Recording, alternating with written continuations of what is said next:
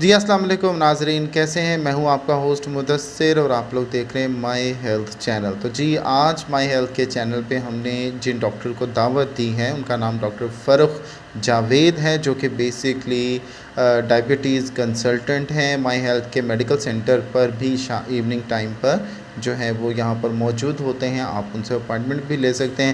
جی السلام علیکم ڈاکٹر صاحب، کیسے ہیں؟ وعلیکم السلام جی، السلام کیسے ہیں ڈاکٹر صاحب، ٹھیک ہیں آپ؟ اچھا ڈاکٹر صاحب، تھوڑا سا اپنے بارے میں ناظرین کو بتائیے گا، اپنی جو سروس آپ نے اتنے عرصہ کی ہے اس کے بارے میں۔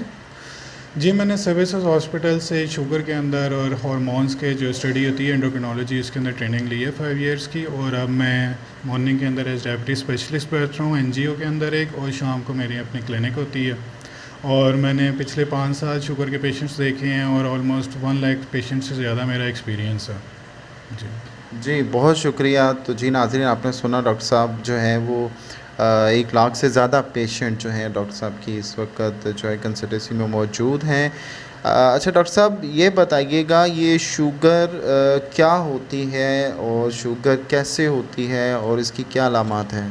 جی، شوگر بیسیکلی ایک ہارمونس کی ڈیزیز ہے جس کے اندر آپ کے جسم کے اندر انسولین بننی چاہیے، جو کہ نہیں بنتی، یا اس کا اثر کم ہو جاتا ہے یا اس کی مقدار کم ہو جاتی ہے۔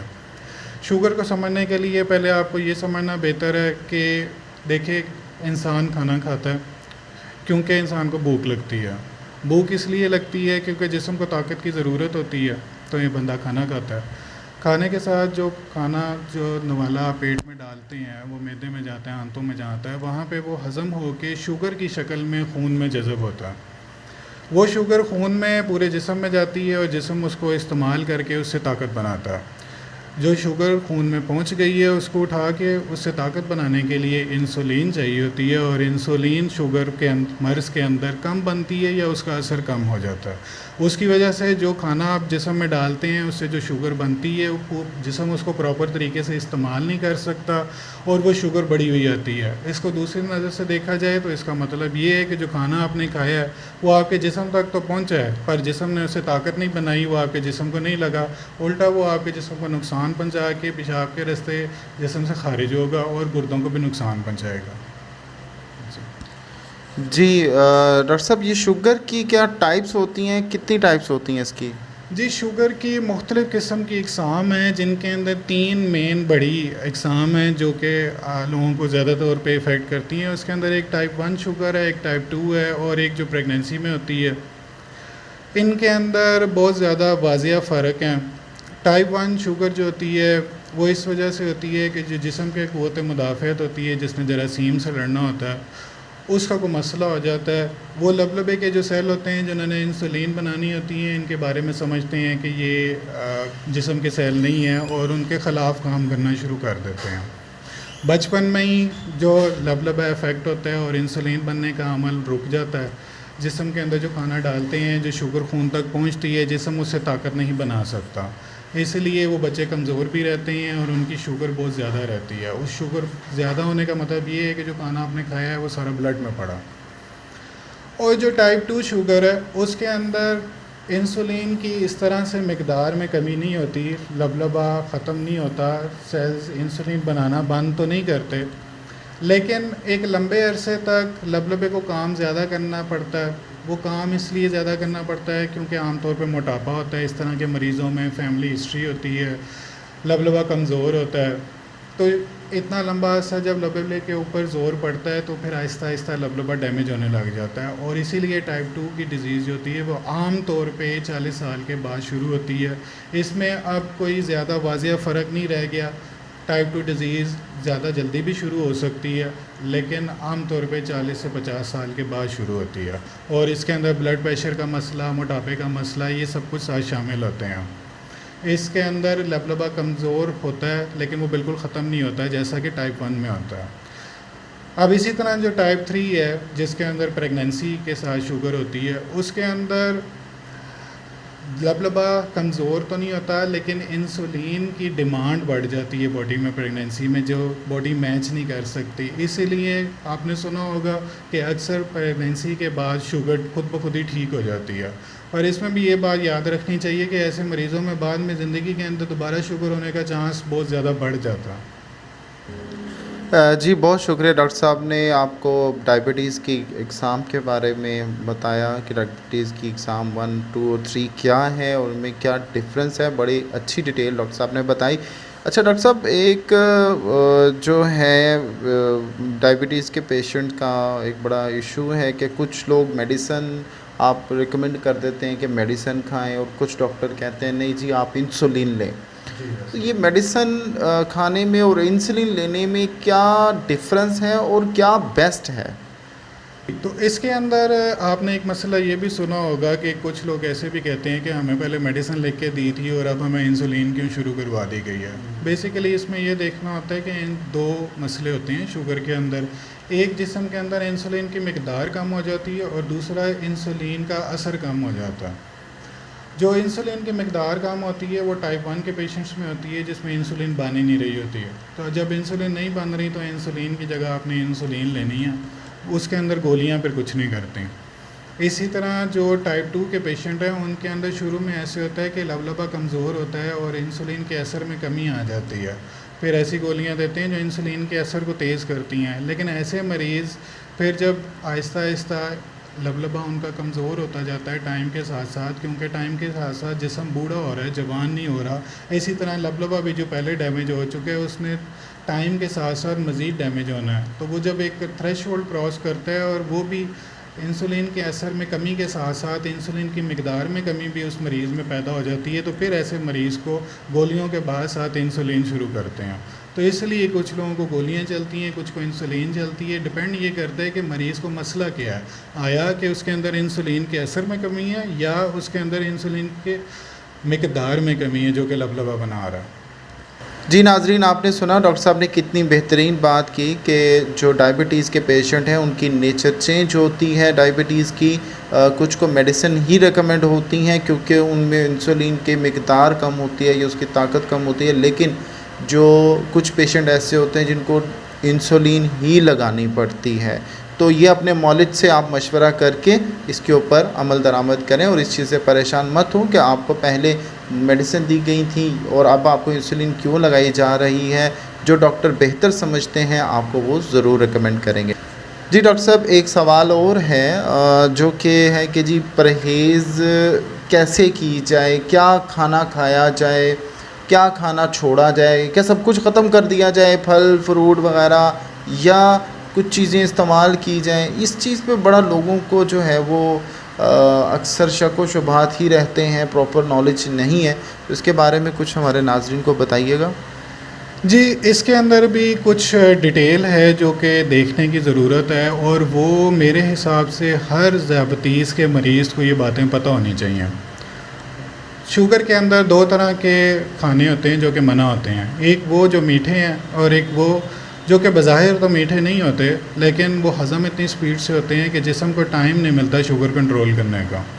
میٹھا ہے تو ظاہر ہے کہ عام طور پہ پتہ ہوتا ہے ہر مریض کو کہ کون سی ایسی چیزیں ہیں جن کے اندر یہ آئس کریم، چینی، کولڈ ڈرنکس اور جتنی بھی یہ بیکری کے آئٹمز ہیں، کریم وغیرہ اور یہ ساری چیزیں آتی ہیں۔ لیکن جو دوسری ٹائپ کی چیزیں ہیں ان کے اندر یہ زمین کے نیچے والے اگنے والی سبزیاں، آلو، عربی، چقندر، مٹر، جن میں سٹارچ ہوتی ہے، یہ اور چاول ہو گئے، یہ ایسی چیزیں ہیں جو کہ بظاہر تو میٹھی نہیں ہوتی لیکن ان میں شوگر اتنی زیادہ ہوتی ہے کہ اور وہ ہضم اتنی سپیڈ سے ہوتے ہیں کہ جسم کو ٹائم نہیں ملتا شوگر کنٹرول کرنے کا۔ تو اس طرح کی دو چیزوں سے پرہیز کرنا ہوتا ہے۔ باقی دوسری بات یہ کہ کچھ لوگ آپ کو یہ کہتے ہیں کہ آپ سب کچھ بند کر دیں، اور کچھ یہ کہتے ہیں کہ سب کچھ کھائیں، آپ دوائی کھا رہے ہیں تو پھر کیا ضرورت ہے کچھ بھی بند کرنے کی۔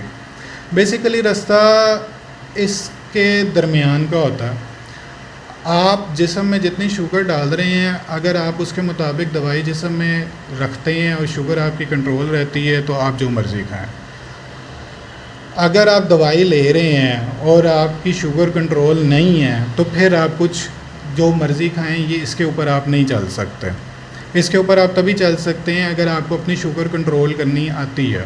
اچھا ڈاکٹر صاحب، یہ بتائیے گا یہ کاربوہائیڈریٹ کاؤنٹنگ کیا ہے، اور پیشنٹ کو اس کے بارے میں آج کل بڑا اس پر جو ہے وہ ورکنگ ہو رہی ہے؟ کہ یہ آنی چاہیے ہر پیشنٹ کو؟ بڑی کلاسز بھی ہوتی ہیں اس پہ شاید، تو اس کے بارے میں کچھ بتائیے گا۔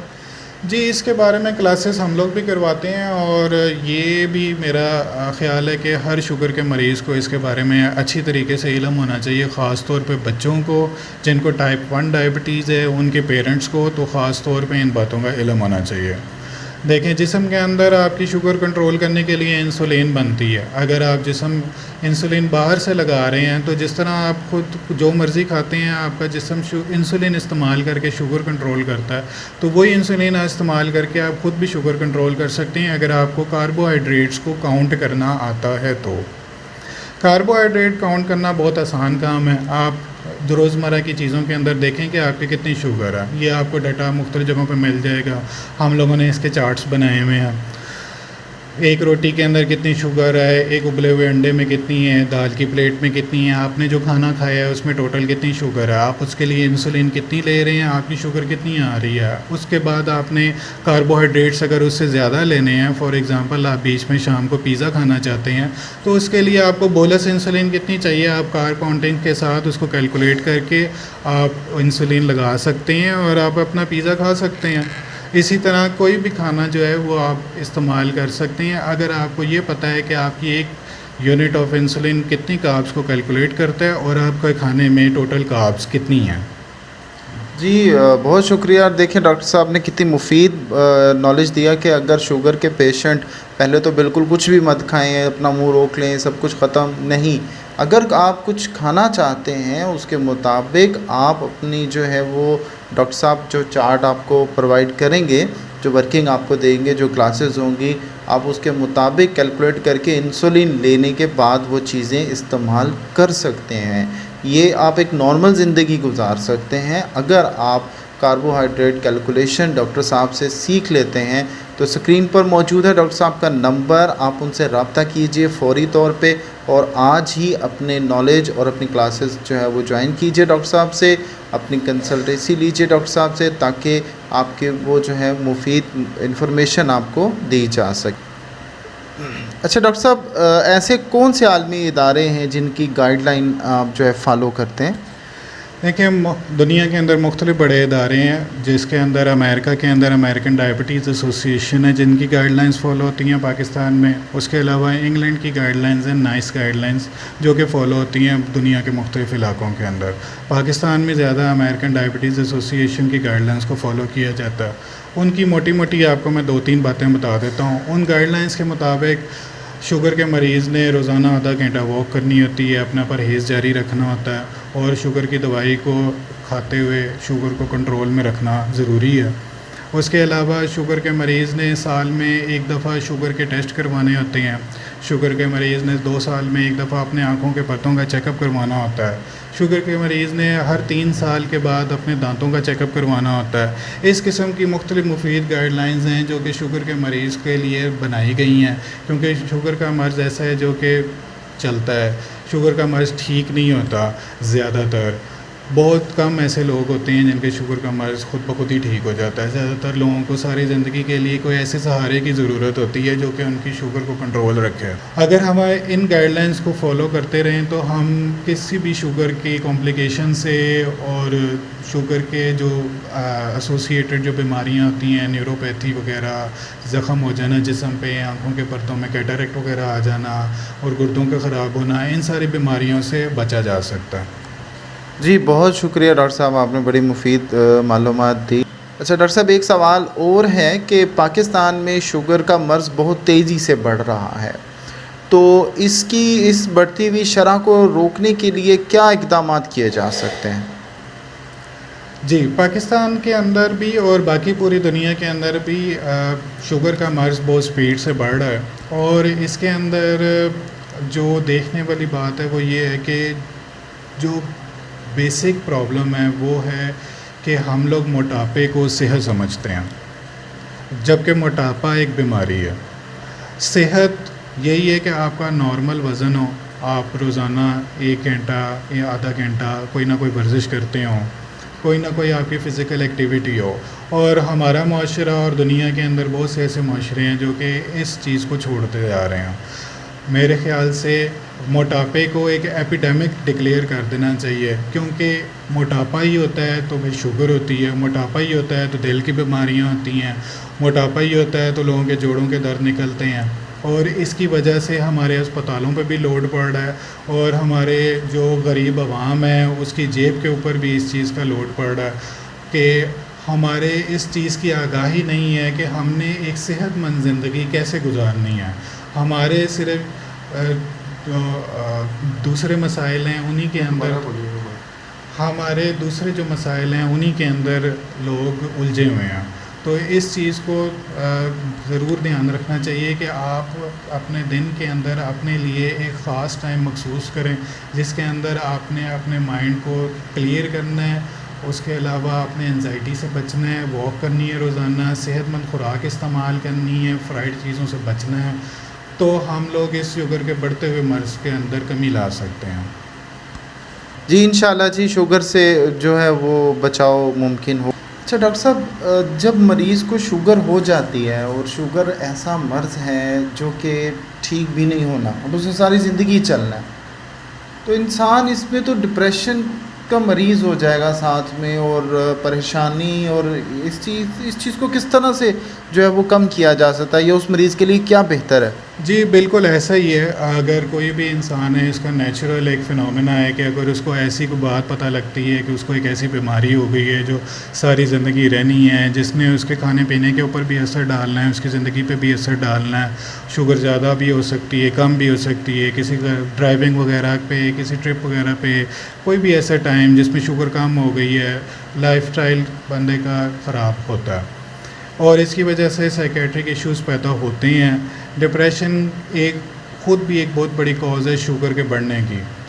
تو اسی طرح جو ٹائپ 1 کے بچے ہوتے ہیں جن کو پوری زندگی انسولین لگانی پڑتی ہے، دن میں 4 انجیکشن انسولین کے لگانے پڑتے ہیں، ان کے اندر بھی دیکھا گیا ہے کہ ان کے اندر ڈپریشن ہونے کے چانسز بہت زیادہ ہوتے ہیں، اور اس چیز کی آگاہی بہت کم ہے۔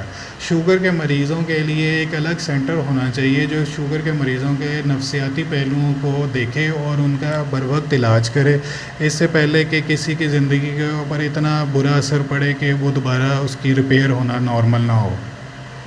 جی بہت شکریہ۔ تو جی ناظرین، خدا نہ خواستہ اگر کوئی شخص شوگر کا مریض بن گیا ہے تو اس کی احتیاط کیجیے، اس کو جو ہے سائیکائٹسٹ کے پاس بھی وزٹ کروائیں تاکہ وہ ایک نفسیاتی مریض نہ بن جائے، کیونکہ شوگر بڑھتی ہے، نفسیاتی پرابلم سے بھی اس میں اضافہ ہوتا ہے۔ تو جی اچھا ڈاکٹر صاحب، شوگر کے بارے میں آپ نے بڑی مفید معلومات دی، اور ناظرین کو جو ہے انشاءاللہ آپ کی اس جتنی بھی معلومات آپ نے فراہم کی ہے اس سے بہت فائدہ ہوگا انشاءاللہ۔ جب ہم اگلی بار ڈاکٹر صاحب کو بلائیں گے تو ناظرین کے کچھ سوالات بھی ڈاکٹر صاحب ہوں گے جو کہ سکرین پر آپ نمبر بھی دیکھ رہے ہیں، آپ ان نمبرز پہ میسج بھی کر سکتے ہیں اپنے نام کے ساتھ۔ اس کے علاوہ کمنٹ باکس کے اندر آپ اپنے میسیجز کو ٹائپ کر سکتے ہیں۔ انشاءاللہ اگلی نشست میں ہم ان سوالوں کے ڈاکٹر صاحب سے جواب بھی آپ کو جو ہے وہ فراہم کریں گے۔ اور اچھا ڈاکٹر صاحب، شوگر کے بارے میں کچھ ایک چیز اور میرے ذہن میں آ رہی تھی کہ مستقبل میں کیا شوگر کے اوپر بھی، شوگر کے مریض کو اوور کم کرنے کے لیے بھی اس پہ کچھ ہو سکتا ہے؟ دیکھیں، بہت سی ایسی ٹیکنالوجیز ہیں جو کہ دنیا کے اندر اس وقت یوز ہو رہی ہیں، جس کے اندر کنٹینیوس گلوکوز مانیٹرز آتے ہیں، ایسے آلے ہوتے ہیں جو جسم کے اوپر لگ جاتے ہیں، جو کہ آپ کے موبائل کے ساتھ کنیکٹ ہو جاتے ہیں، وہ وائرلیسلی آپ کی شوگر دیکھ کے آپ کے موبائل میں بھیجتے رہتے ہیں، آپ کے موبائل میں گراف بن جاتے ہیں۔ شوگر کم ہوتی ہے تو الارم بوجھتے ہیں، الارم بولتے ہیں۔ اس کے علاوہ آپ کے کسی جاننے والے کو میسج چلا جاتا ہے کہ اس بندے کی شوگر کم ہو رہی ہے یا زیادہ ہو رہی ہے۔ اسی طرح انسولین پمپس ہوتے ہیں، انسولین پمپ باڈی کے اوپر لگ جاتا ہے، اس کے اندر انسولین ڈل جاتی ہے، وہ خود ہی شوگر دیکھتا ہے، خود ہی انسولین لگاتا ہے۔ کھانا آپ جو کھا رہے ہیں اس کے ساتھ شوگر جسم میں آ رہی ہے، اس کو کنٹرول کرنا ہے، وہ خود ہی سب کچھ کرتا ہے، سب کچھ آٹومیٹک ہوتا ہے۔ کاسٹ ایک ایشو ہے جو کہ پاکستان کے اندر اس وقت ایک بڑا ایشو ہے، جس کی وجہ سے یہ چیزیں ابھی تک یہ ٹیکنالوجی پاکستان میں ٹرانسفر نہیں ہوئی۔ ان چیزوں کے 6th اور 7th اور 8th جنریشنز باہر کے ملکوں میں بچے استعمال کر رہے ہیں، اور وہ ایک نارمل سے قریب ترین زندگی بسر کرتے ہیں. پاکستان میں ابھی افسوس سے کہنا پڑتا ہے کہ یہ چیزیں ابھی پاکستان کے جو عوام کی جیب ہے اس کو دیکھتے ہوئے اس کے مطابق ان کی پرائس ابھی نہیں ہوئی. انشاءاللہ ہم کوشش کر رہے ہیں کہ اس ساری ٹیکنالوجی کو بھی پاکستان ٹرانسفر کیا جائے, اور جیسے یہ ٹیکنالوجی پاکستان میں آئے گی آپ دیکھیں گے بہت سے لوگ ایسے ہیں جن کی زندگی کے اندر ہم بہت اچھا اثر لے کر آئیں گے. ان کو روز روز کے انجیکشن سے جان چھڑوانی آسان ہو جائے گی, اور یہ جو روز روز انگلیوں کے اوپر لینسٹس کے ساتھ پرک کر کے شوگر چیک کرنی پڑتی ہے, ان ساری چیزوں سے آزادی ہونے کا چانس بڑھ جائے گا انشاءاللہ. انشاءاللہ جی تو سنا ناظرین آپ نے کتنی حیرت انگیز بات ڈاکٹر صاحب نے ابھی بتائی کہ دنیا میں اس وقت اس طرح کی ٹیکنالوجیز جو ہیں وہ موجود ہیں جس سے کہ آپ کو شوگر الارمنگ ہوتی ہے, آپ کے موبائل فون پہ بتا دیا جاتا ہے. ایون اگر آپ اپنے پیاروں میں سے کسی کے پاس ہر وقت تو نہیں رہ سکتے, لیکن ان کے ساتھ وہ سینسر لگا دیے جائیں ان کے جسم پہ, تو آپ کو خود بخود الارم مل جاتا ہے کہ آپ کے فلاں شخص کے شوگر ہائی ہو رہی ہے, اسے میڈیسن کی ضرورت ہے. اس کے ساتھ ساتھ ڈاکٹر صاحب نے ایک اور ٹیکنالوجی کے بارے میں بھی بات کی, جو ٹیکنالوجی بیسکلی جس کے اندر انسولین موجود ہوتی ہے. جیسے ہی آپ کی باڈی کے اندر شوگر کی مقدار اب نارمل لیول پر پہنچتی ہے تو خود بخود اس میں سے شوگر آپ کے جسم میں انجیکٹ ہو جاتی ہے. ڈاکٹر صاحب یہ تو بہت فائدے والی چیز ہے, اس سے تو پھر آپ کو فکر ہی نہیں رہے گی کہ آپ نے انجیکشن لگانا ہے یا آپ نے کچھ کھانا ہے تو آپ نے کھا لیا تو وہ خود بخود زیادہ چلی جائے گی اور کم آ جائے گی. تو جی اس ٹیکنالوجی کو ترکی, امریکہ, انگلینڈ سارے ملکوں میں استعمال کیا جا رہا ہے, اور فی الحال ترکی ہمارا اچھا برادر ملک ہے جس کے ہم امپورٹ کرنے کی کوشش کر رہے ہیں. انشاءاللہ یہ ٹیکنالوجی پاکستان میں آئے گی تو یہاں پہ بھی ہر بچے کو ہماری کوشش ہوگی کہ دی جائے. دیکھیے ہیموفیلیا ہے, ایسی بیماریاں ہیں جن کے اندر خون کی ضرورت پڑتی ہے, اور وہ بچوں کو خون نہ ملے تو ان کی زندگی خطرے میں ہوتی ہے. بالکل اسی طرح ٹائپ 1 ڈائبٹیز بھی ہے. جسم کے اندر جس طرح ہیموفیلیا کے پیشنٹ میں نہیں بنتا اور ان کو خون کی ضرورت ہوتی ہے, ایسی شوگر کے مریض کے اندر انسولین نہیں بنتی اور اس کو انسولین کی ضرورت ہوتی ہے. تو ایسے ادارے بننے کی بھی ضرورت ہے جو ان لوگوں کا خیال رکھیں اور ان کو یہ چیزیں پرووائڈ کریں کہ جن کی ان کو ضرورت ہے. یہ ٹیکنالوجی جب پاکستان میں آئے گی بھی تو اس کے اندر حکومت کو خود بیچ میں پڑھ کے اس کے اندر سبسڈی دے کے لوگوں کی زندگیوں کو بہتر بنانے کے لیے جدوجہد کرنی پڑے گی. اس کے علاوہ ایک اور بڑی حیرت انگیز چیز ہے, ایک کیپسول ہوتا ہے سینسونکس والوں نے بنایا, وہ بھی سب ڈرمل اسکن کے نیچے لگ جاتا ہے اور وہ 6 مہینے تک اندر رہتا ہے, اور آپ کے موبائل پہ 6 مہینے تک روزانہ کی بنیاد پہ ایک دن میں 200 سے 300 دفعہ شوگر چیک کر کے آپ کے موبائل کے اوپر بیچتا رہتا ہے. تو وہ ٹیکنالوجی بھی انشاءاللہ ہم کوشش کریں گے پاکستان میں لے کے آئیں, عام مریضوں کی زندگیوں کو بہتر بنائیں. جی بہت شکریہ, اور انشاءاللہ ڈاکٹر صاحب جب یہ ٹیکنالوجیز پاکستان میں آپ لے کر آئیں گے تو مائی ہیلتھ کے چینل پر اس کا ڈیمو ضرور دیں گے. تو ناظرین آپ مائی ہیلتھ کے چینل کو سبسکرائب کریں, اس کو اپنے ان پیاروں کو شیئر کریں جن کو شوگر کا مرض ہے, تاکہ جب بھی شوگر کے بارے میں کوئی اچھی نالج, کوئی اچھی انفارمیشن, کوئی اچھے گیجٹس میں سے کوئی گیجٹ لانچ ہوتا ہے, جو کہ ڈاکٹر صاحب کہہ رہے ہیں کہ وہ کوشش کر رہے ہیں کہ اس کو پاکستان منگوایا جائے ٹرائل بیسس کے اوپر اور دیے جائیں. تو اسی طرح ناظرین آپ چینل کو لائک کیا ہوگا تو آپ کو نوٹیفیکیشن نیکسٹ ویڈیو کی ضرور مل جائے گی. تو چینل کو لائک کرنا, شیئر کرنا, سبسکرائب کرنا مت بھولیے گا. انشاءاللہ اگلے پروگرام میں ڈاکٹر صاحب سے پھر ملاقات ہوگی, آپ کے کچھ ہوں گے نئے سوالات. تب تک کے لیے اجازت دیجیے, اللہ حافظ.